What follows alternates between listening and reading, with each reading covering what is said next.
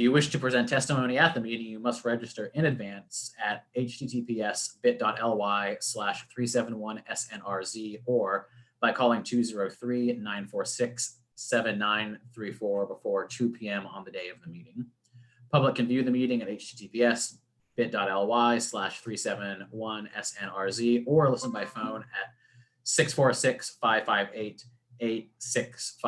Webinar ID 869-9461-2939. For the required password, contact public testimony at newhavenct.gov. Pardon me, something just happened to my screen. Okay, I'm back. Good evening, colleagues. I will proceed to introduce the committee by roll call, and then we will hear the first item. So, Alder Furlow. Present. Alder Ferraro Santana. Here. Alder Douglas. Present. Alder Morrison. Present. Alder Marchand. Alder Brackeen. And I, Alder Decker, am present as well. Let me quickly scan the virtual audience to see if we have other colleagues who have joined us. Not at this time. Very well. In that case, let us proceed, colleagues, tonight with the item on our agenda, which is the order of the New Haven Board of Alders approving the ordinance amendment of Chapter 12 1/4 of the Code of Ordinances of the City of New Haven, Small Construction Business Development Program. Is city staff or the maker of the item here to present?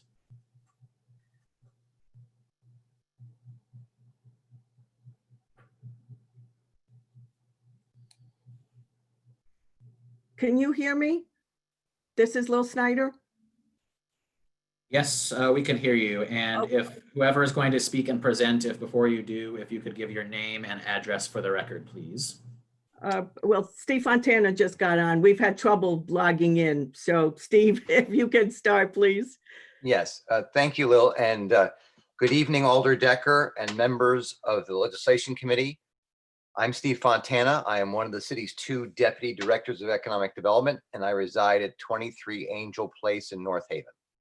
It's a pleasure to be with you tonight, along with my colleague, Lil Snyder, to respectfully request you reauthorize the Section 12 1/4 Small Contractor Development Program. We appeared before you 5 years ago, and as Alder Marchand, I think, indicated earlier, time flies quickly sometimes. But Mr. Fontana, before you get fully rolling, let me just recognize Alder Brackeen, who is a member of this committee who has joined us. Welcome, Alder Brackeen. You may proceed. thank you, Alder, Mr. Chair. Basically, we are back here before you tonight to request that you reauthorize the program for another 5 years. It is due to expire on June 30th of this month. And otherwise to share with you some of the accomplishments and achievements of the program under Ms. Snyder's leadership over the last 5 years. Obviously, we're very proud that the alders saw fit to pass this original ordinance almost 20 years ago. And in fact, we see it as a significant part of the inclusive economy that you all, the mayors, past and present, and others seek to build in New Haven. So we're pleased to answer your questions, talk about what the program's been able to accomplish, and otherwise to, again, respectfully seek your approval to continue doing the fine work the program does for the city and its residents for the next 5 years. So with that, I will turn it over to Ms. Snyder, who will walk you through a presentation that we prepared, as well as answer any specific questions you have about the program. Lil? Al, are you the admin? Can you switch it over so that we can have the PowerPoint presentation? You are a co-host, so if you have it, do you have it? I sent it to you. Okay, give me a second. And as we're getting the logistics sorted out, I would like to recognize our colleague Alder Marchand, who is a member of this committee and who has joined us after being booted. And Ms. Snyder, before you begin, if you could give your name and address for the record. Lil Snyder, Program Administrator for the SCD program, the City of New Haven. I reside at 20 Griffin Pond Road, Branford, and I have been the Program Administrator for the last 15 years. The SCD program, can all of you see it now on the screen? Indeed, we can. Thank you. Okay. Or at least I can. The SCD program under slide 3, let's see, Al, can you move it? Back, okay. The SCD program started, actually we had 12 and a quarter in the city back in the 80s. And it got challenged by the Associated General Contractors, and it went all the way up to the Supreme Court, and we lost in the Supreme Court as it was unconstitutional. And the program that then existed had to cease immediately. What we decided was that yes, a program was needed for the small and minority contractors in the city of New Haven. And we followed the regulations of the Supreme Court, which said that we first had to identify if we had a need in the city of New Haven and at what levels that need was what percentages were needed. So we conducted a disparity study under Mason and Tillman, who came in from Oakland, California. And then in 2000, we came up with the disproportionate numbers of disparity, 10% for African American, 6% for Hispanic, and 11% for women. That is what was enacted by the Board of Aldermen almost 20 years ago. The next slide. Let's see if I can move it. Back up, please. What we realized is what the program needed was to be able to develop and grow the construction community in the city of New Haven, the small business contractors, the minority contractors, the women contractors. And we wanted to be able to offer opportunities to all of them across the board, as well as realizing that there was some additional assistance needed. And we focused on providing that additional assistance that we had identified as the small and minority and women-owned community needed. Next slide. The goal of the program is that all the city departments, all the city construction work and construction related work will be put into a sheltered market in $150,000 and under is in the sheltered market, and it is bid only to the contractors registered in our program. Every department is required to comply with these regulations, as well as any entity that receives any type of assistance from the city. If you're going to get a tax abatement, if you're going to buy a piece of property from the city, if you're getting any type of financial assistance from the city, you have to comply with this ordinance, which means that you have to provide opportunities for small minority women-owned businesses. Next slide, please. Going up. So it's the ordinance is for construction and construction related. And the reason it's only for that area is because that was the disparity study that was conducted. It was for construction and construction related. It's not for professional services. It's not for goods. It's strictly for construction and construction related. Currently, the ordinance says that everything from $500 to $10,000 is 3 quotes. Currently it's up to 50. What we're proposing is that it go down to 10 to offer more opportunities. Instead of 3 quotes, we're proposing that it is bid to everybody in our program. It's to offer more opportunities instead of the department head picking 3 vendors and offering 3 quotes. And so everything from 50, it's currently 10,000 to 150,000 is formal formal bid, yeah, I'm going it backwards, excuse me. Everything from 50,000 to 150,000 is bid formally. We're requesting that we change it from 10,000 to 150,000. And what currently exists, and that we're not proposing any changes in that, is that everything over 150,000 is open to everybody to bid, but they do have a 25% MBE subcontracting requirement. And that is a great opportunity, saying that anybody who has a contract, a construction contract with the city, if the contract is going to be over $150,000, you have to sub, and you have to sub to MBEs. And those MBEs are reviewed through our program. And this is that over $150,000 provision. When you have a contract, you have to submit an affidavit to our office showing that, yes, you have solicited for subcontractors. Yes, you have provided a decent scope of services so that people can understand what you're asking for. Yes, you have done some outreach. You have advertised through the city website. You have posted the solicitation with various outreach offices. We've held a networking event, and I am monitoring that project. I make sure that every project in the city that is doing subcontracting, that's doing construction, does what they told us that they're going to do. Next slide. This is the part that says if you are a developer who has received any type of subsidy from us, you will subcontract also.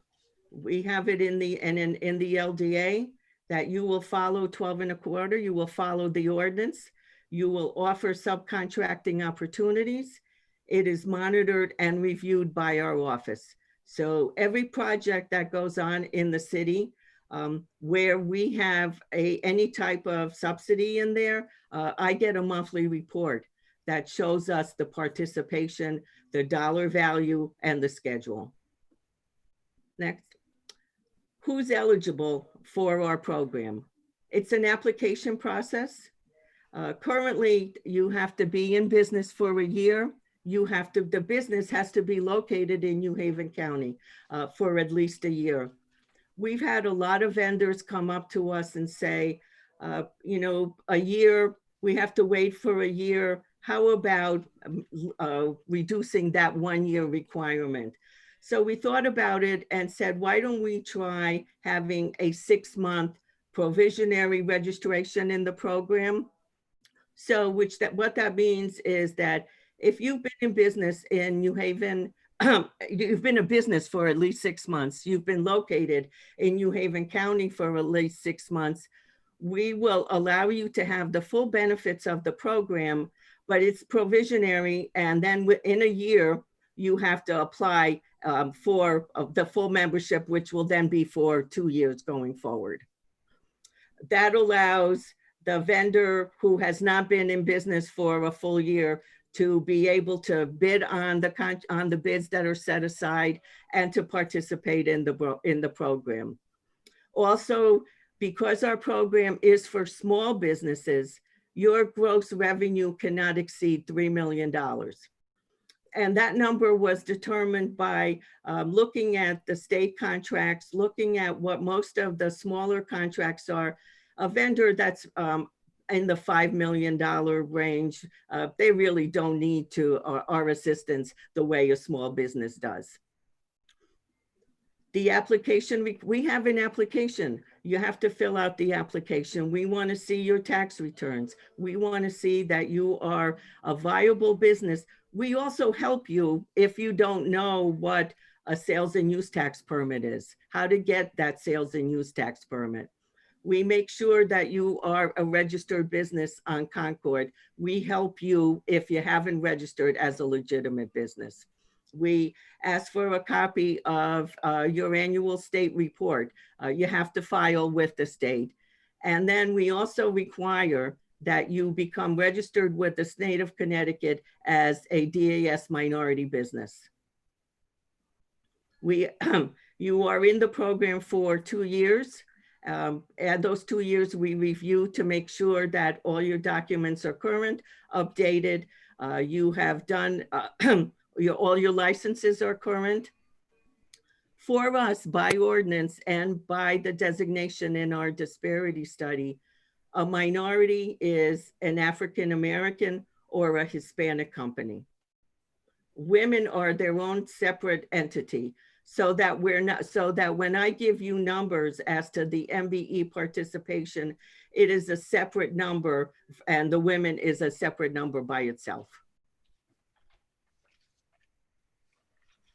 This is what our office does on a regular basis. We have a listing on our website. If I had $1 for everybody who wants to see our list, I'd be a millionaire by now. We list every vendor, their trade, their contact information, their email address, their telephone number, so that if there is a company that is looking for small minority contractors in New Haven County, they can go to our website and they can get that information. What I tell our small contractors is actually, we're doing some marketing for you. Your information is on our website, and it is accessible to anybody who wants to look at it. We have every project manager who is working with the city gets that distribution to that list to them every month. We email that list to everyone who is working with the city. Our contractors who are in the program every Monday get an email of all the opportunities that are being bid through the city's purchasing office, that are being bid through one of the developers, so that it's a link as to where the jobs are, what opportunities are available. We hold pre-bid meetings to help them understand what those bid opportunities are. An email goes directly to every vendor telling them, here is the date and time and reminder. And then we also do workshops where if there is a particular project that, let's say, needs to have a particular safety report, we will hold a workshop on what that safety report is and how to do it. If there's going to be any type of special insurance requirements on that project, we will hold a workshop explaining what those insurance requirements are and a list of potential insurance companies that deal with small businesses. And then we also hold a meeting workshops that will describe cash flow issues, that are specific to construction companies. And as weekly email tips, for example, during the last 3 months, I've been sending out information to every small vendor on insurance issues during COVID, face mask issues during COVID, cleaning issues during COVID, all specific to construction and construction related. What we also did, which was a great accomplishment for the program, is that we changed the bonding requirements. We went up to Hartford and lobbied that the small business having to produce a bond requirement on a contract that was $25,000 was cost prohibitive, was time consuming. And by the time the job was done, the contractor hadn't gotten paid. So they do 20 small jobs are done within 2 weeks.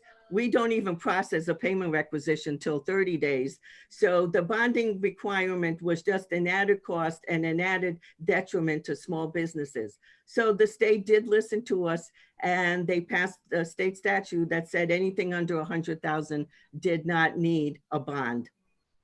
We have blueprints, bid specifications in our office. If there's anyone who needs to come up. Now, of course, we're going to change that a little bit, but in the past, anyone who needed to take a look at blueprints and get some assistance, they could do that from our office. And then a big significant a part of our office is to provide technical assistance to our contractors. And what that is a lot of times a small vendor, if he's having issues in getting paid, he doesn't know who to go to. He's not going to go to the owner and say, look, you didn't pay me. I need you to pay me. They need the small contractor needs an advocate. And that's what our office is. Our office is an advocate for the small contractor. I can pick up a phone and call the owner and say, here is a vendor who you promised to pay in 2 weeks. It's now 4 weeks. He hasn't gotten paid. What's the holdup and how do we fix this? And we have a big part of that is a major assistance to our contractors. And then our other focus, which, I said in the very beginning, is that our goal is to offer opportunities and to build the capacity of the small contractor. We want them to learn by us offering an opportunity to bid on and get a contract that's $10,000 or $20,000. With our support, they should be able to build slowly up to 100, 150, and even larger with the kind of assistance and the opportunities that we offer. And this shows you exactly what we do. We give them support with documents, what it is, how to do it. We tell you about it. We hold networking events and seminars. We also do mentoring programs and the capacity building workshops that I talked about before. And this is our results as of last year. And I can't say it enough, that the best training is doing the work. And last year we had 18% of the construction and construction related dollars spent by the city of New Haven went to MBEs and WBEs. From our program, 19% of the construction dollars went to contractors in our program, which means that 19% of the construction dollars went to small businesses. And then the New Haven number, thanks to our participation, our requirements, our mentoring, our diligence, 60% of the construction dollars went to New Haven businesses. Back in 1999, when we were lobbying for this program, the MBE participation in construction was 5%. And our goal is to continue, we need to keep that number and we need to improve it. And that's really why we're asking that, the program continues. And these are the changes that we are proposing: an extension of the program for 5 more years to allow us that 6-month pre-certification for small businesses to participate in the program, to amend the informal 3-quote policy from 50,000 back down to 10,000. And this is a clarification of the subcontracting provision for over 150,000. Over the years, what we have found is that prime contractors try to shortcut, try to circumvent the program. And what we want to make sure is those subcontractors who are working on our projects are legitimate MBE subcontractors, that it's not the prime contractor still doing the work himself. And so we want to make sure that when that prime contractor is required to sub, that at least 50% of that subcontracting work is performed by eligible contractors. We also want to make sure that that prime contractor is not using another one of his businesses to meet the subcontracting requirement. Next slide, please. And we also want to make sure that anyone who is eligible to subcontract, if he has a business with another affiliate, they still are small. Because what can happen is that a small contractor can become affiliated with, an O&G or a Turner and say, we're going to subcontract. And that's not the focus of our program. Our program is to make sure that the subcontractor is a small business. He's going to benefit from the use of our program, and it's not just a pass-through. And then lastly, we have some definition clarifications that we wanted to clean up. The joint venture has to be a legitimate joint venture, a separate entity unto itself. Because in the past, a joint venture could be two people just got together and bid on a job. And we want to make sure that the joint venture is a legitimate, separate third-party business. We're changing the informal bid to $10,000, clarifying that in the definition. And we're clarifying the independent contractor definition in that an independent contractor relies totally on his own resources, that he's not on paper a business, but in reality, the cash flow, the materials, the machinery, the workforce all comes from a larger business. We also have a few minor technical changes about where spelling out putting commas in the right place, but these are the main changes that we have incorporated into this request. And then my last favorite slide is never underestimate the little guy. I have this hanging up in our office, and I think it very clearly spells out what we're trying to do with our program. And right now, thank you very much. And if we can entertain some questions, or if you want, we can hear the public testimony. Thank you, Ms. Snyder. I will now ask colleagues for their questions. If you have a question, please raise your hand either on the screen or in the chat app. And I recognize Alder Morrison first with a question. So Alder Morrison, go ahead. Thank you, Mr. Chair. Well, Lil, you know I love this program. I've been working with you probably, I guess, for the last, 4 years on the Q House project, and everything that you said, because a lot of times people will come to us and tell us a whole bunch of stuff and it's not real, but everything that you said, all those efforts that you outlined, you guys definitely do, because I could definitely be a witness to it. So I have 2 questions, however. I wasn't, in regards to one of your changes, what does the change from a $50,000 project to a $10,000 project do for that subcontractor? Why is that necessary? Great question. Currently, if the contract is under $50,000, the department head can go and pick 3 contractors and call them up and ask them for a price. What the issues that some of our contractors have been expressing to me is that they weren't one of the 3 that got called. And they would have been very interested in the opportunity to price this job. And that was and when I thought about it, I agreed in that there's really no reason why we should not be saying, let's invite everyone who's in the program to price the job. Okay, great. Thank you for that.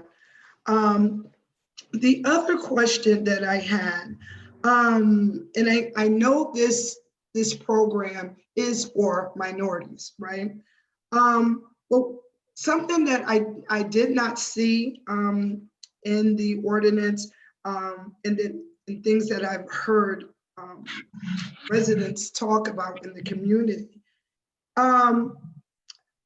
Is there a way, because I don't see it in the ordinance, to make sure that residents of areas of need are kind of specific somewhere in that 25% number? Because in working with you, Lil, for the last 4 years on the Q House project, I'm seeing different groups, they're minorities, yes, but I don't really see them coming from these different neighborhoods of need in the city. And so I don't know if you can speak to that. I don't know if, this is more of a Corp Council question, but I just wanted to put that out there. It really is a Corp Council question. When the Supreme Court came down with the decision on how we legitimize programs like ours, it had to be, we had to do studies to identify the need. So I don't know, and it would be up to Corp Council to really explain it. I don't know if we would have to go back and do a new disparity study by neighborhood to identify that there is, where the needs are by neighborhood, because you have to show a specific number and how you got that number. But I would defer to Corp Council on that. So through you, Mr. Chair, can we get that information from Corp Council to see what it would take to be able to, have some type of clause in there that speaks to the neighborhoods of need for the city? So that I understand, the request is to request of Corporation Council whether we can essentially do a finer tuned geographic targeting Yes. for this program. Yes. I'm happy to ask. Okay. Do you have further questions, Alder Morrison? No, I'm all set. This is a great program. Thank you. Thank you. I see on the queue next, I have Alder Douglas, who will then be followed by Alder Ferraro Santana. So Alder Douglas, go ahead.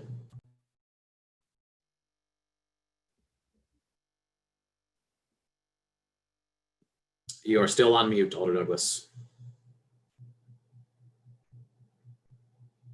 Unmute. Okay, can you hear me now? You can, thank you. Okay. This question for Lil, and thank you very much, Mr. Chair.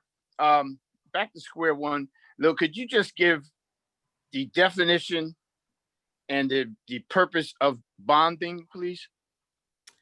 We could ask the purchasing agent to give you the specific definition on bonding. I believe he's on the list also.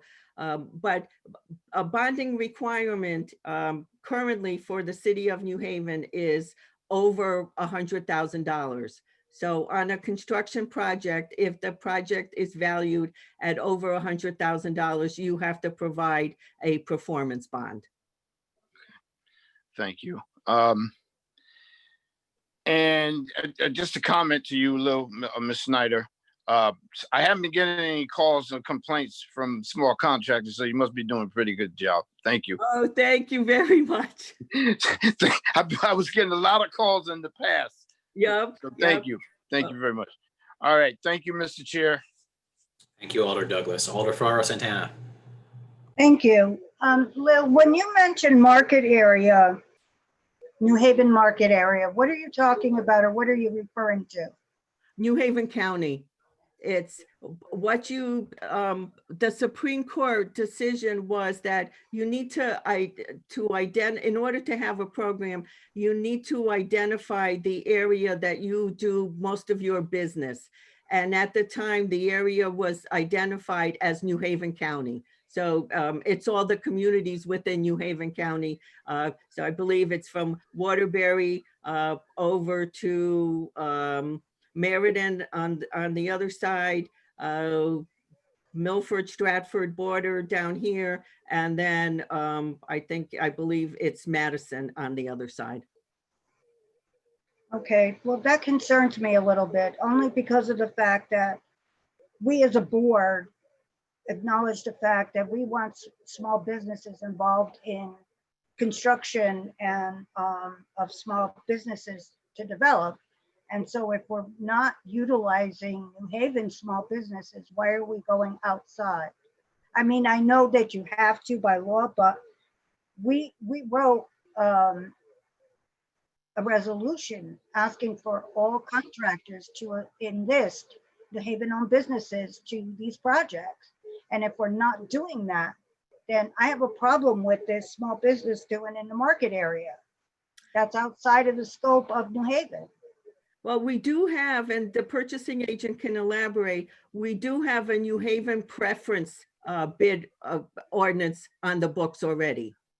So that if a business that is bidding on the project and it's located in New Haven County, it has a specific preference to on that contract. But you keep referring to New Haven County. I'm saying specifically New Haven contractors. New Haven, in order to be eligible to participate in our program, you have to be located in New Haven County. Okay, but when we talked about our resolution allowing for contractors to use New Haven businesses and to give the residents of New Haven be able to contract out for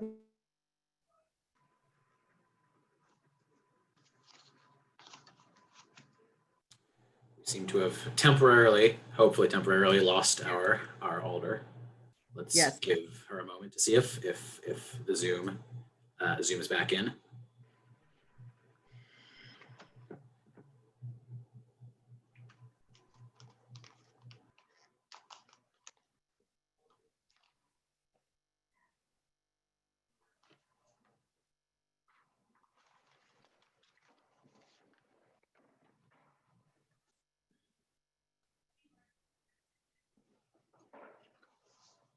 I'm going to give Alder Ferraro Santana another minute to hopefully rejoin us, but then I had Alder Furlow next on the queue.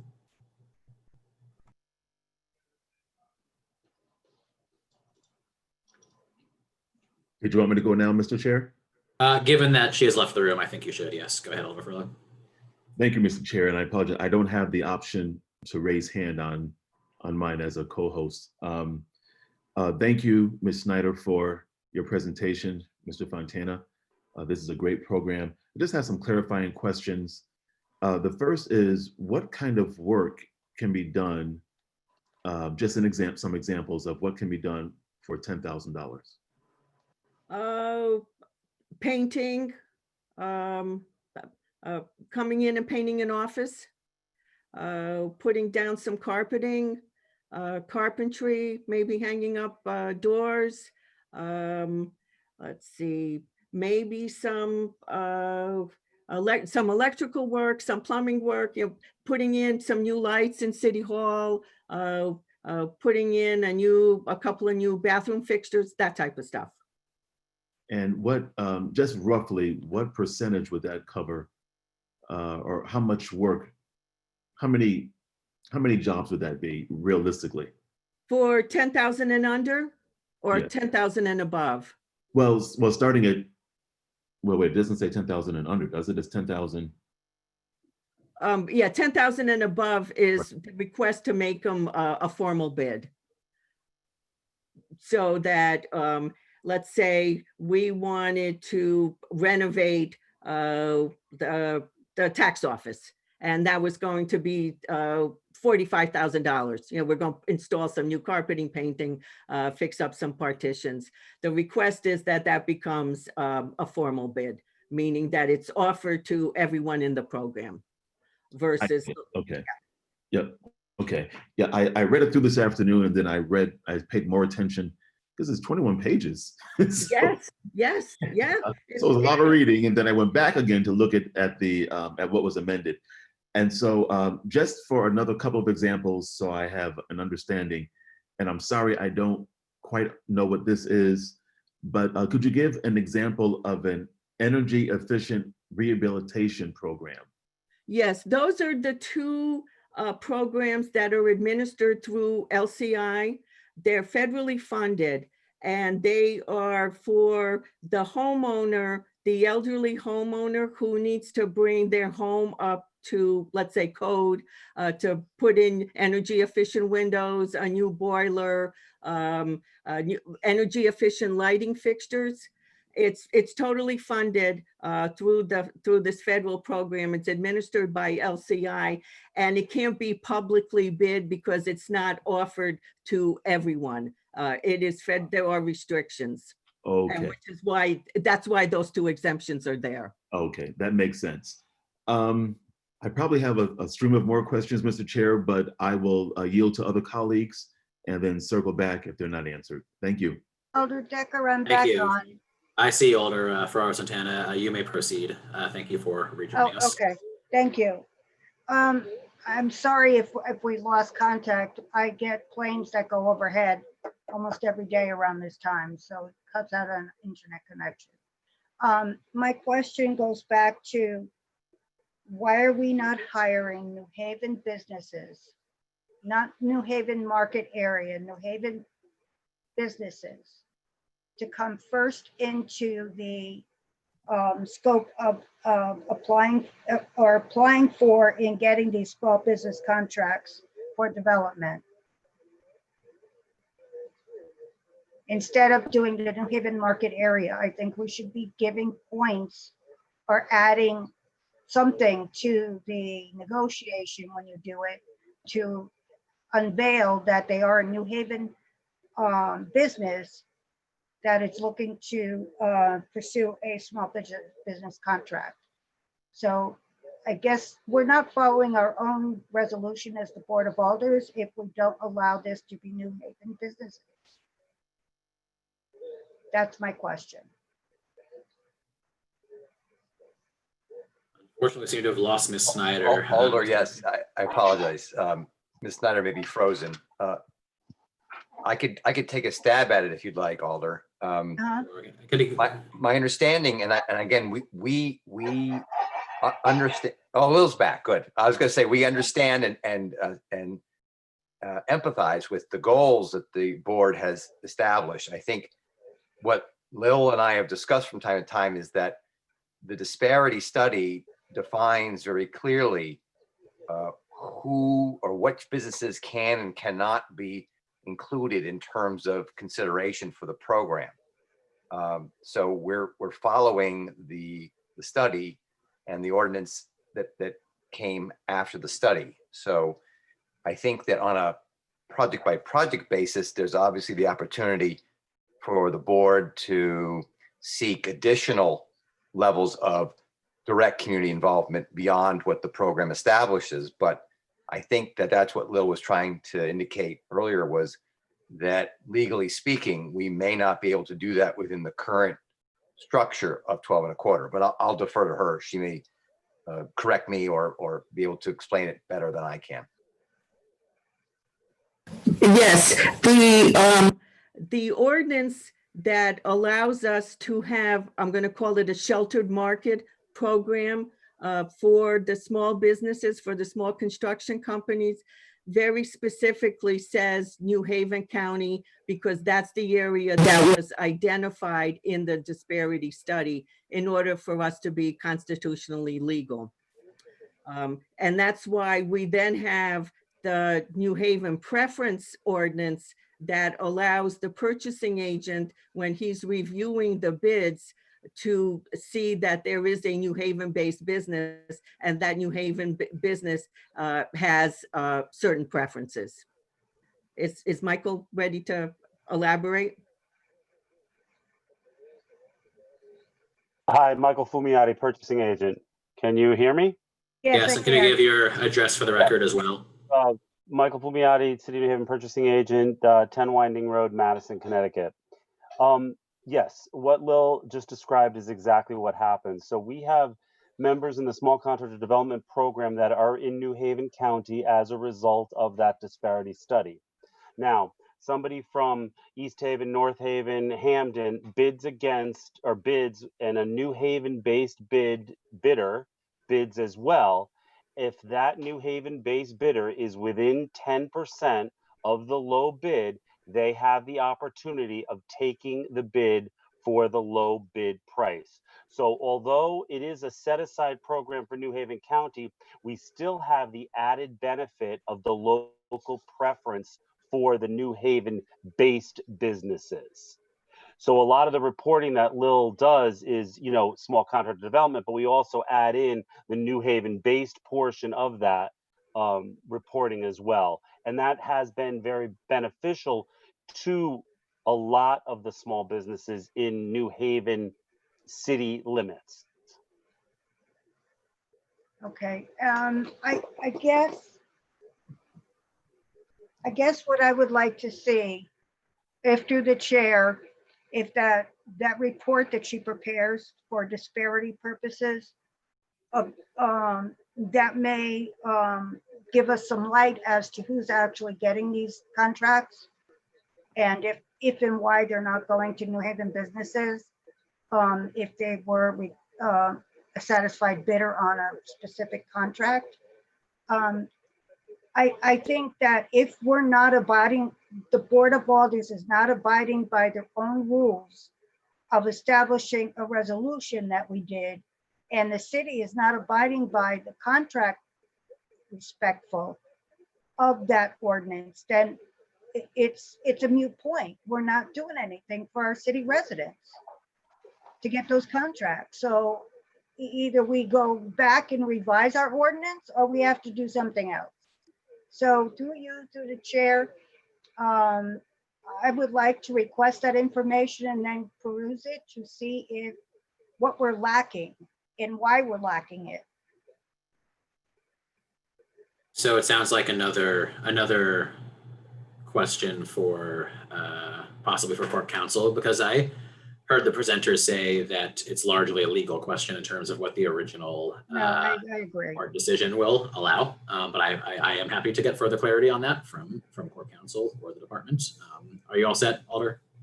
Yeah, well, if that is a clarity, then our resolution that the board made in response to giving jobs for individuals that live in a contract, a resolution. Because it's a moot point if our resolution dictates it and we're not abiding by it.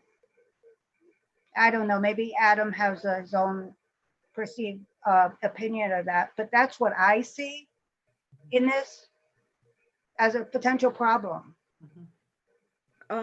Mr. Chairman, I'm not sure what ordinance Santana is referring to when she says the resolution. The ordinance currently says residents of New Haven County are eligible for the program. Which, as a point of information, is what it was determined was required legally, correct? Yes, correct. Okay, understood. And Alder Farrar Will- Santana, do you yield? I just want to get that information and to view the two topics side by side so that we can understand what we're actually looking at and to make the right modification or change that we need to make to our resolution. If it's incorrect, then we need to change it. We can seek further clarity on that. Thank you. Thank you. I will give my colleagues Alder Marchand and Alder Brackeen a chance to ask questions. If they have any, then I have one question, and then I will circle back to Alder Furlow or anybody else who has follow-up questions. So do Alder Marchand or Alder Brackeen have any questions? I see Alder Marchand nodding. That counts as a hand raise in my book. Go ahead, Alder Marchand. Thank you, Mr. Chair. Oh, I see your hand now in the chat. And thank you, Ms. Snyder, for your presentation and for your hard work. I just wanted to confirm that the disparity study that you're referencing is the one that was issued in August 2013 in the form of a report by the Connecticut Academy of Science and Engineering in response from a charge by the Connecticut General Assembly. Is that correct? No, it's not. That charge was for it to do a disparity study on the state of Connecticut procurement State process. program. Okay. Yes, our disparity study was conducted in 1998, specifically for the city of New Haven. Great. And if you need a copy, I can provide you with one, but it was Mason Tillman and it was done in 1998. commissioned by the city of New Haven. Thank you. Through the chair, I would love to see a copy of that. And bear with me, it is 782 pages. Hopefully, Ms. Snyder, it exists in electronic format. I think it does. I haven't looked at it recently, but I think it Thank you. does. So just a couple of questions to follow up. One is, I notice in the ordinance language, there are goals Yes, on page 11 of the ordinance document that we were sent in our packets. We have the language around the goals, which I'm going to pull up. And it looked like the goal is 10% for African-American owned enterprises, 2.5% by value, and 6% on the value of the subcontracts for Hispanic American owned enterprises. And then for women owned enterprises, it was 11% on the value of the city contracts and 15% on the value of the subcontracts. But it also says that the goals may be revised pretty much at the discretion of the Economic Development Administrator. So I guess I'm wondering, are these goals that are enshrined in the draft that we have the most recent goals? And how often do those goals change? we, based on the disparity study, what it says is that if you're going to change the goals, you should change them based on a disparity study. You don't want to arbitrarily just come up with numbers. So those numbers that you see there are based on the original disparity study. So the Economic Development Administrators over the years have not changed it because they haven't had the foundational information to do that. Right, correctly, or the expense. Well, that too. Thank you. I noticed that the categories for minorities is pretty limited. It includes Hispanic individuals and African-American individuals. And so I imagine in order for it to include, for example, people from Central Asia or South Asia or the Middle East, that a new disparity study would have to be conducted to show a disparity for people in that population. Is that correct? Correct. When we did that initial disparity study, it's based on ready, willing, and able. And at that time, there was no existing disparity in any other group but those two. So where do Haitians and Brazilian people fit, or do they? They have to meet the qualifications determined by the Supreme Court, which is ready, willing, and able. So in theory, you could have a Haitian community in New Haven, but if they are not contractors and if they never bid, then they cannot be documented as being disproportionately disadvantaged. Gotcha.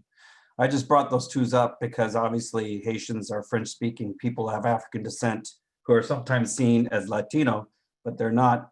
And then Brazilian people are Latino, but they're not Hispanic. Right. So I'm just wondering where they fit because they speak Portuguese. Oh, no, exactly. Actually, we have one of the vendors in our program. We just went through that issue. He speaks Spanish, but he's Portuguese, and he also speaks Portuguese. Okay. So what I group? know there's sometimes some confusions popularly between Latino people and Hispanic people. Latino being a broader term than Hispanic. Hispanic usually tied to Spanish-speaking people, whereas Latino includes folks who might speak French or Portuguese as well. And Okay. Adam, I'll throw another one out on you, Iberian Peninsula. Oh, Iberian Peninsula. Okay, gotcha. Yes, yes. Okay, okay. So again, it's a legal question, and it's one by having to have been documented as ready, willing, and able, and disproportionately disadvantaged. Okay, so basically, if the administration or the Board of Alders or both wanted to do an update on an updated analysis of disparities, they would have to commission a study like what was done in 1998. Correct. Okay, great. That's all I have for now, Mr. Chair. Thank you. Thank you, Alderman Marchand. Alder Brackeen, do you have any questions you'd like to ask? Okay.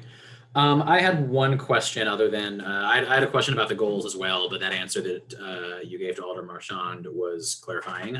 So thank you for that. And thank you for the very thorough presentation and answers so far. My only additional question right now is, so you showed us the increase in MBE and WBE from when the program started, which is, I believe, 300% for MBE, which is impressive. I guess my only question is there any more context that you can provide for that number? What I'm wondering is how does that number, for example, compare to the proportion of minority contractors in the general population of contractors? How does it compare to other municipalities? Do you have any of that information? Well, the number is based on the award of the contracts. So people have to bid in order for us to be able to track these numbers. So let's say we have minority contracts. Let's say we have 20% of the contractors who are eligible contractors in the city of New Haven, but only 3% of them are bidding. So it's at that, what you're asking for at that question is comparing apples and oranges, because they have to bid.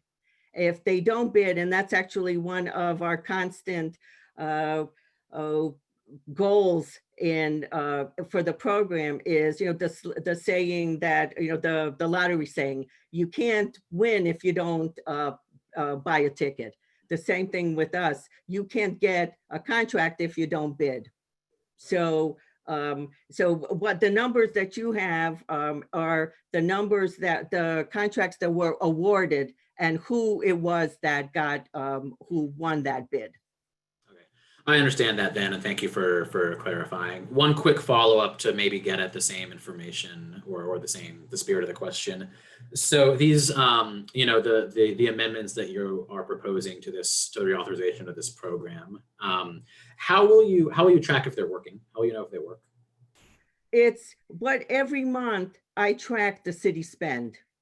So I go on to our Munis program and pull out all the construction dollars that were spent and who got them, as well as getting a report from, I work very closely with the purchasing agent, as well as seeing who submitted the bids. So that, let's say, we have a bid that went out for on-call landscaping. I see through our bonfire who picked up the bids, who actually bid on it, and then who got awarded it. And then I produce a report on that. So are you trying to increase primarily, I guess, is the thing you're going to be paying most attention to the number of bids? Is it going to be the proportion of dollars spent? Is it all of the above? Is it that the number of bids you're thinking like directly feeds into the final outcome? It's what we're trying to do is to get more small contractors and also more minority contractors bidding.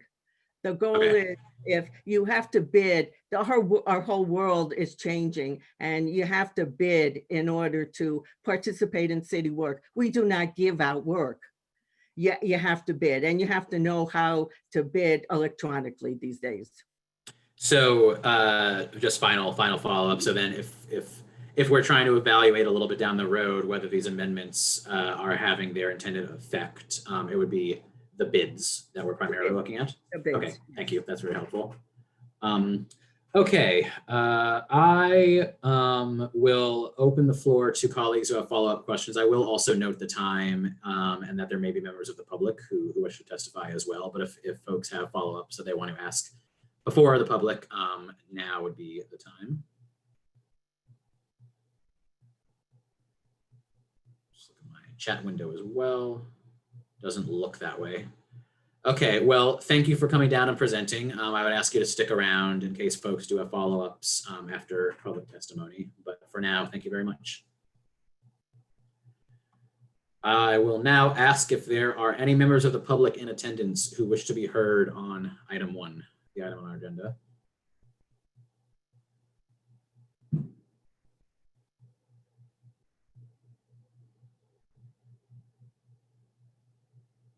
Misty, is that a member of the public who you just admitted? Or Al? It is indeed. And then we'll go into a conversation about the region convention. We'll cover some of the So, reports. I guess- So who have we got? Talk about some things. We can start with Mr. Esdale. Then from there, we will move forward with the, Mr. Esdale, could you give your name and address for the record, please?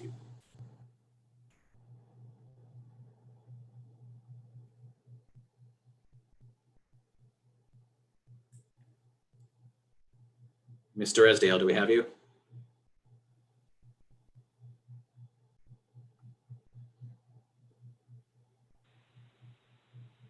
Mr. Esdale?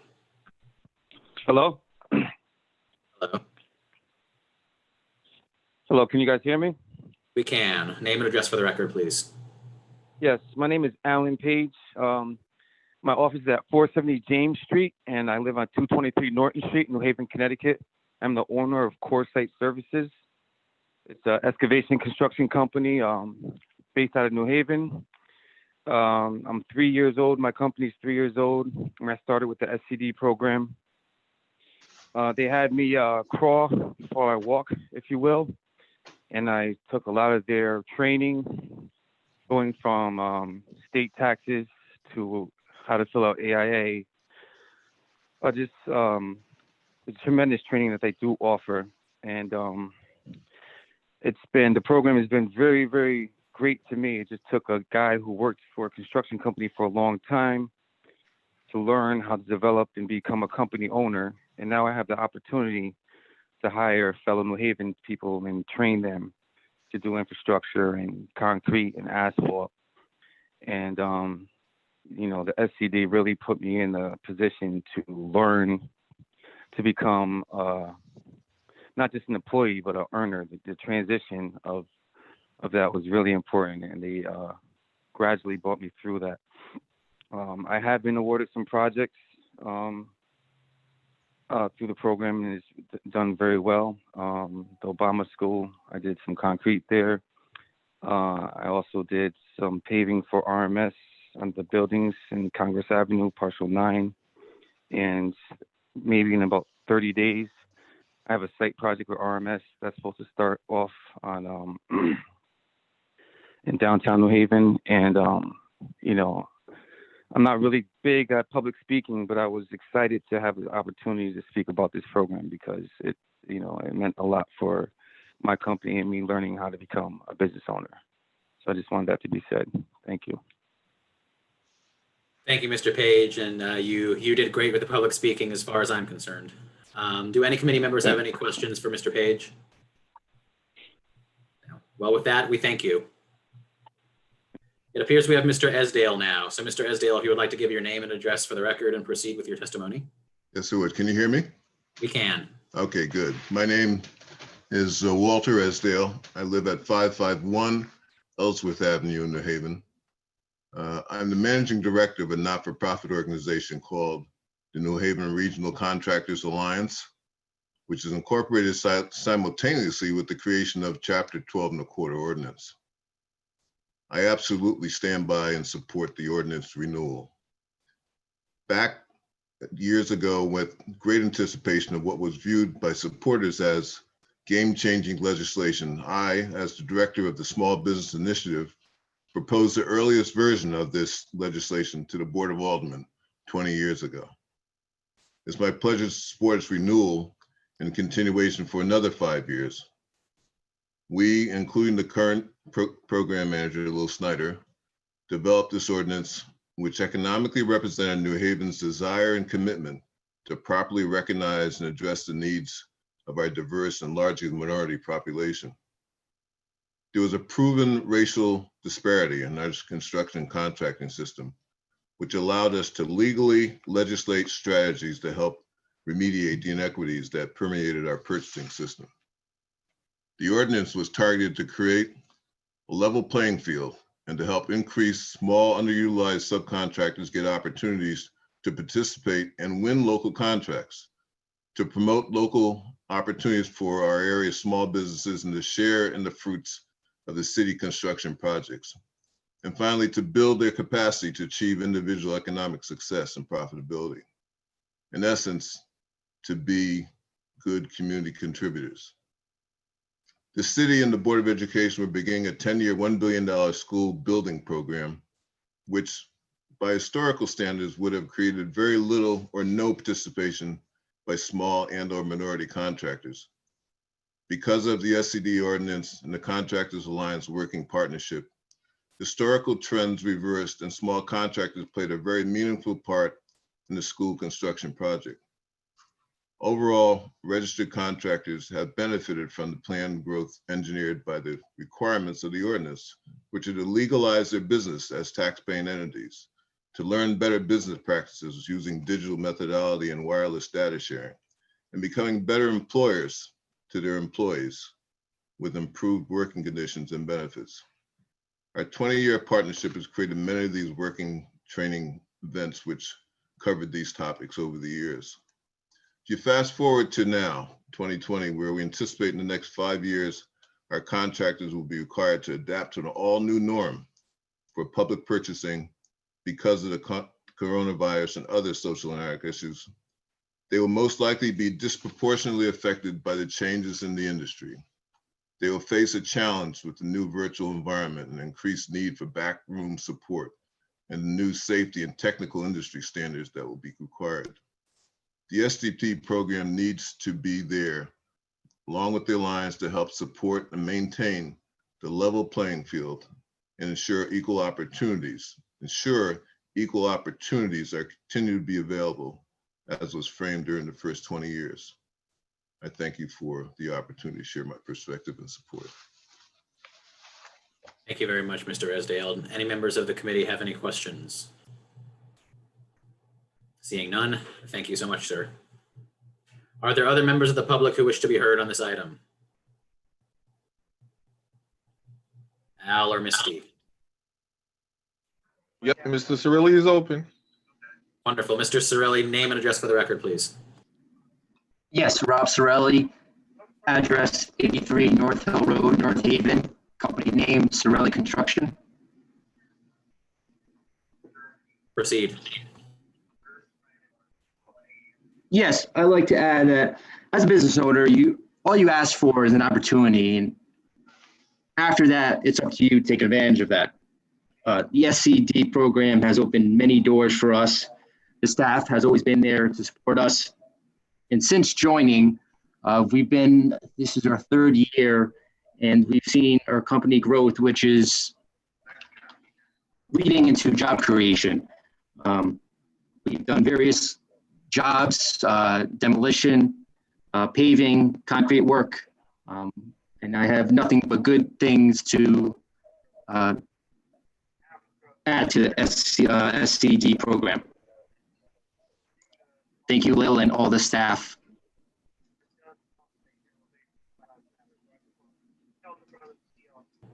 Thank you, Mr. Cirilli. Any questions?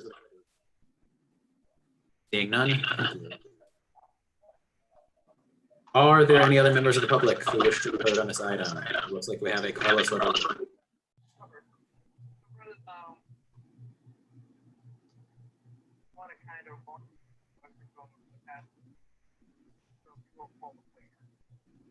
Do we have Carlos Rodriguez?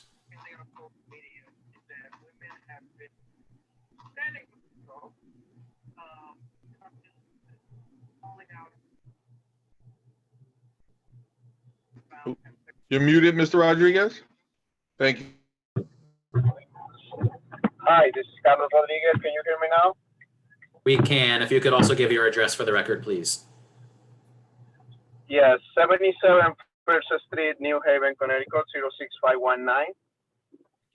Proceed.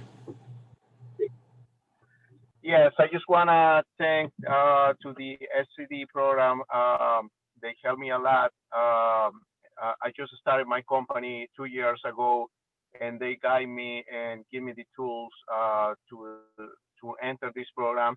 And I really appreciate the opportunity and all the help they provided.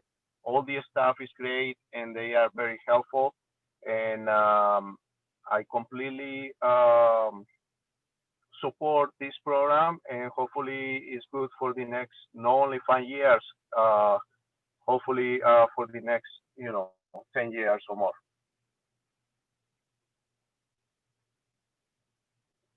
All through, Mr. Rodriguez. Thank you. Thank you, sir.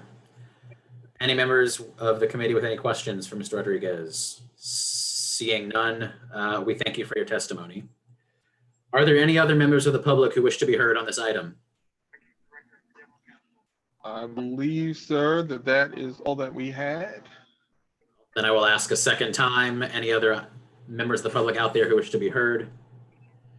And a third time, any members of the public who wish to be heard on this item? I would like to give my colleagues on the committee a chance to ask their follow-up questions now, should they have them. Are there members who have further questions? I see Alder Morrison. Proceed. Thank you, Mr. Chair. I see we have Corp Counsel on the here in the meeting, and maybe John can give us some clarity around how would we possibly add to the ordinance, some language that could speak to the areas of need, as my colleague Alder Santana was speaking to in regards to New Haven residents. I know that the purchasing agent just indicated that there's a process that will, like this percentage or what have you, that would help a New Haven resident get the bid. But I wanted to find out from Corp Counsel, how could we possibly enhance this this ordinance to help with making sure that a percentage of the work comes out of the identified areas of need? Well, these are excellent questions. I don't necessarily have answers right tonight. Could you give your name and address for the record, please, Mr. Ward? I'm sorry? Could you please give your name and address for the record? Sorry, my name is John Ward. I am Special Counsel for Economic Development. I live at 295 St. John Street, Connecticut. New Haven, Connecticut. Yeah, it's interesting. I worked with you, Lil, and Mr. Esdale back in the day on the when we were first bringing this thing together, and it was very clear that we had to follow the process which involved the studies. But you did raise a very good issue as to whether we could narrow down, as it were, the areas of the studies and sublocate. I don't know the answer to that question. I'm not going to pretend that I do, but I'm certainly very prepared to look into it and get back to you. We clearly have to have a framework based on studies. There's no doubt about that. Otherwise, we'd find ourselves in the same position as before. But if we could certainly look to see if it's possible to do a smaller study and try and target it closer to the areas which we would like to see targeted. But I cannot answer the question tonight because I've never really considered that before. Well, yes, so through the chair, Chair, I already asked that. I didn't know Corp Counsel was going to be here, so it's my same request if he can look into that. And then if he can look into it and he finds some type of, I don't want to call it a loophole, but some type of way that we can, amend the ordinance, that would be very helpful. Thank you, Mr. Chair. Thank you, Alder Morrison. The request is in through me, so thank you. Any final questions from members of the committee? Alder Furlow. Nope, that was just a. Yeah, I'm reading the. Oh, understood. The stuff still. Yep. Gotcha. Okay. Thank you. Thank you. This will be my final call for members of the committee. Alder Marchand. Thank you, Mr. Chair, and I apologize if this was already covered, so perhaps you can correct me. I asked questions earlier about goals, but I'm interested also in outcomes. And I believe maybe one of my colleagues asked through you to have some outcome related data from the city on this program. Is that correct? Yes, sir. That is my understanding of what the question was. Great. So then I won't repeat that request. I just would want to say on the record that I suspect that there's a continuing disparity, and maybe we don't need to study it to determine that, but it might be worth studying that to reaffirm that. And maybe the disparity is better and maybe it's not. It'd be good to, and it's certainly the yearly outcome can show like dollars and projects that went to companies, which is good. But it's important to know if there remains a disparate impact, and I suspect that there is, and there could be a way to make it more geographically specific. So I join in the sentiment of my colleague from the 22nd Ward to learn more about those things. Thank you, Mr. Chair. Thank you, Alder Marchand. If I can just, for a moment, just reiterate. Thank you. Sorry, through you, Chairman. The statistical dollars for last year for 2019 was that it was 12% MBE, which was Hispanic and African American contractors. 12% of the construction dollars spent went to MBEs, and the New Haven number, as I said before, because actually it's a great number, was 60% of the construction dollars went to New Haven owned businesses. So, and of course I can elaborate on that, giving you, contract numbers and names if you want. But however, 12% is a great number, and I've been tracking that for years. So, we can give you a detailed analysis going back quite a few years on the participation. I also wanted to say, because it was a major accomplishment for the program last year, the Minority Construction Council recognized our SCD program as having significantly contributed to the participation of MBEs in the entire state for our program. So it was a great ceremony, and it was a great recognition by the minority construction community of the achievements that we here in New Haven provide for our minority contractors. Thank you for that further explanation. If there are no further questions from members of the committee, I will entertain a motion. Alder Ferrara Santana. Yes, thank you. I did raise my hand. Thank you, Alder Marchand from the 25th Ward, for asking this same question I was going to ask. I think that once we review the information, I think we'll get a better sense of whether we do need to have another study. I think possibly every 10 years, because that's when we do our charter, every 10 years. So we see disparities in a 10-year time frame. So I think it's about time that we do it, but I wouldn't want to rush into a study without reviewing the information first. So through the chair, I would ask that that be requested. And ones that they didn't win as well, like if there were others that didn't get preference for New Haven, I would like to know that information. If they weren't the lowest bidder or whatever the reason was, and how many contractors we actually have from New Haven on that list. I'm not talking about the greater, I'm not talking about the New Haven County, I'm talking about New Haven itself. Understood. We will have a data dive for you. Thank you. If there are no further questions, I'll entertain a motion. I'd like to make a motion.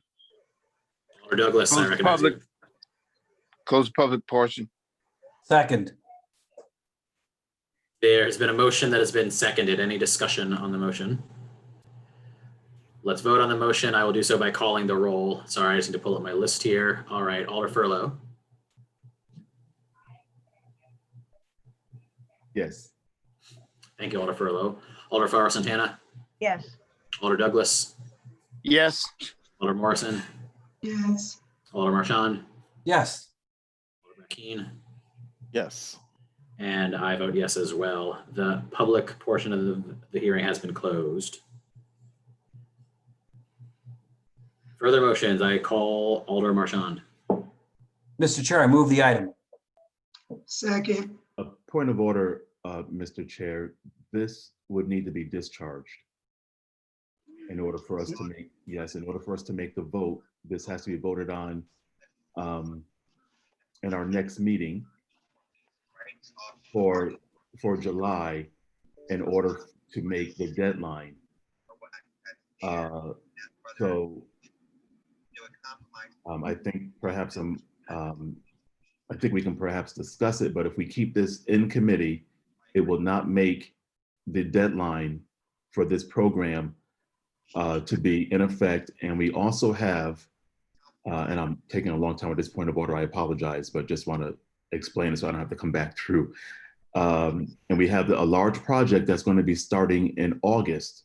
And if we don't vote on this by July, then the large project will not be able to come under this ordinance.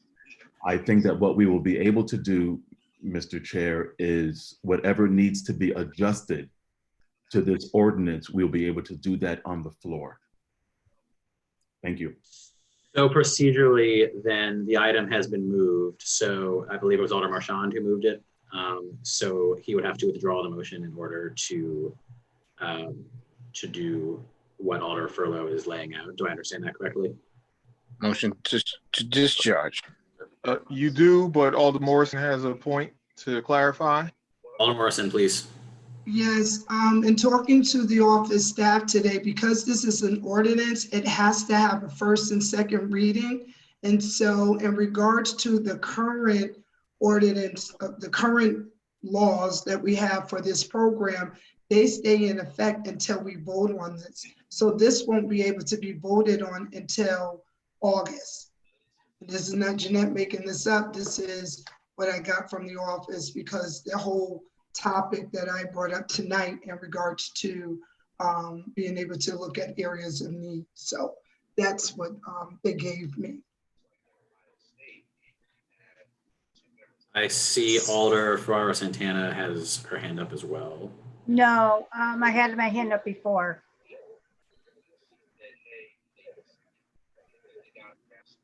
Okay. Well, the item has been moved. I call Alder Marchand. Thank you, Mr. Chair. I think having moved it, it enables us to discuss it substantively, even if we ultimately decide to revoke my motion. Otherwise, we're limited to points of order and procedure. And I think it might be good for us to weigh in on what we think about it substantively while the procedural points are sorted out with our staff and parliamentarian. So if it's all right with you, Mr. Chair, can I say something about the substance of the item? It is fine with me. Does the motion need to be seconded before that happens? Or did I miss that? Second. Item now has been moved and seconded, so we can now move into discussion, and I call on Alder Marchand.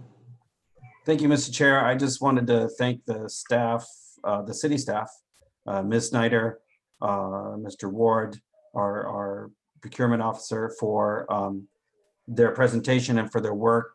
This is clearly an important ordinance.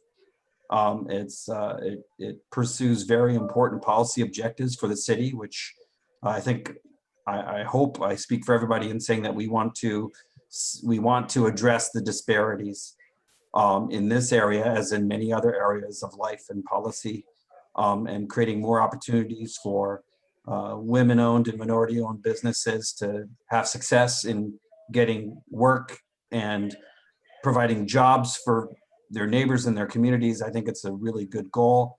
I think that the clarifying changes that we've seen and some of the policy changes that are in the draft are worth moving forward with. And so I'm comfortable recommending this to colleagues, whether it's formally as a committee tonight or informally as an alder going into the final vote, whenever that may be. Thank you, Mr. Chair. Thank you, Alder Marchand. Further discussion, I call Alder Morrison. Thank you, Mr. Chair. I too wholeheartedly support this program.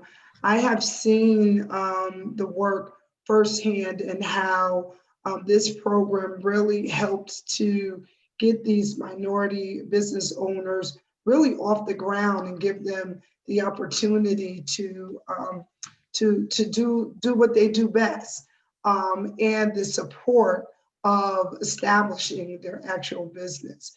And so this is something that I would love to talk to all our colleagues about. The one thing that as I said a few times during tonight's meeting, I really want to see if there's a way that we can make another, an additional amendment that would speak to the areas of need, and ensuring that there's a percentage outlined for those individuals, because sometimes, we have all minorities, right? And there might be a company, I don't know, in West Haven that's all minority, but able to do the job, but then maybe the people in the Newhallville section of town, they may be getting ready to do everything it is that they need to do to be in position, but they miss the opportunities. So I think that it's really important, if we can do it, that there is some type of language in the ordinance that speaks to the areas of need of our city, to ensure that those individuals get that chance. So thank you. Thank you, Alder Morrison. Alder Faro Santana. Yes, thank you very much. I want to thank Lil for her dedication and work to this effort. I think it takes a lot of courage and stamina to continue the work that you do each and every day to ensure that that we get the best program up and running, and that we get small businesses and women-owned and minority-owned businesses to contract or subcontract for these projects, which I think is wonderful. And I'm not saying that I don't want this to continue. I just think there's a clause in there or something, as Alder Morrison had referred to, that, and this is what I go back to, the disparity, that something's missing from it, but it doesn't disqualify me for voting on this item. It just means that we need to do a little bit more research to get to that point. But I think that it's a wonderful program, and I would certainly support it. Thank you, Alder. Further discussion, I call Alder Furlow. Thank you, Mr. Chair. So my only concern was that we don't keep this in committee. And so it is true that we can discharge, though we are going to vote, but you can discharge. It just means that it would have a first and second reading because it's an ordinance. And so my only concern was that we wouldn't keep this in committee while the additional work was being done, but that we move it through the process. But it sounds like everyone is going to vote on this favorably, which means that it will receive a first reading and then have its second reading by August, which would enable the work to those that need to be involved in this program will be able to have that opportunity. And so having said all that, I am in support of this moving forward. Thank you, Mr. Chair. Thank you, Mr. Vice Chair Furlow. Further discussion on this item. I would also like to speak briefly in support of it. Now with that additional procedural clarity, I can say that I support the item and not just the idea. I think that it's a program that clearly is targeted to accomplish an important goal for our city. It's a program that has met with, a reasonable amount of success so far. I liked what I heard about some of the amendments that are being proposed to the ordinance as it currently stands. I also, I echo what colleagues have said about wanting to make sure that it's a target that is not just meeting some, statistical goal, but is actually reaching the neighborhoods of need and the people who truly need to be lifted up by this. I also do hear and recognize the ways that we are legally, restricted here, but I think we can get a little further clarification, and there may be something that can be done. But given that, I definitely am in favor of the item. Further discussion? Seeing none, we will vote. I will pull up my list again so I can call the roll. And we will start with Alder Furlow. Never find the button. Yes, Mr. Chair, thank you. Alder Farrar Santana. Yes. Alder Douglas. Yes. Alder Morrison. Yes. Alder Marchand. Yes. Alder Brackeen. Yes. And I am in favor and vote yes as well. The item passes. Further motions, Alder Marchand. I move we adjourn. Second. The item is moved into second. Discussion on motion to adjourn. We'll be by the book and call the roll. Alder Furlow. Yes. Alder Farrar Santana. Alder Farrar Santana. Yes. Alder Douglas. Yes. Alder Morrison. Yes. Alder Marchand. Yes. Alder Brackeen. Yes. I'm in favor as well and vote yes. We are adjourned. Good night. Thank Everyone. you. Good night, everyone. Thank you, colleagues. Good night. Thank you all. Take care, everyone. Stay safe. Misty, did you get decent notes? So long, Alder Marchand, or hi.